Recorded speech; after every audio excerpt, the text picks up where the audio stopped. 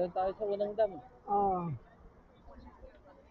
Ano nang punta na dam? Yung kanan? Kaliwa? Magkano? Kanan?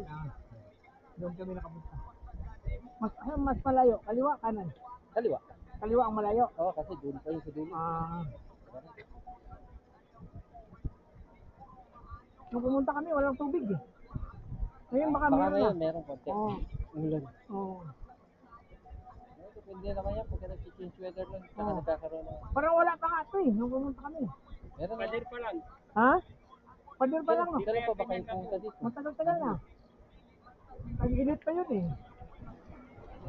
Ginagawa pa rin yun eh. Oo, ginagawa pa. Mga August yan, August. Oo. Mga August yun? Oo.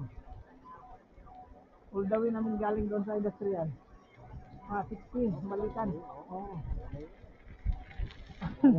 Pahirapan pag-uwi kasi ang init na eh. Ginanahan kami sa picture-picture. Pag-uwi ang init na. Oo.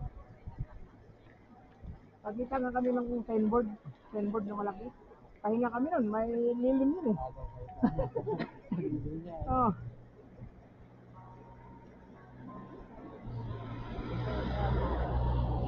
60 kilometers ngayon. Ito oh.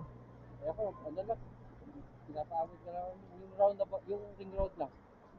May 38 yun. 38. Sana yun, nakatubok kami isang beses. 100. Dito hindi pa. Tayo yun. Oo.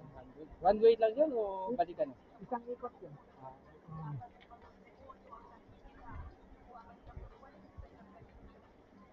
Pero pag trail, mga 20-30, pagod na pagod ka na din.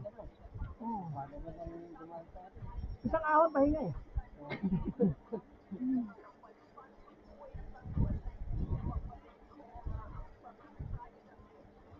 Highway pa lang ito. Oo.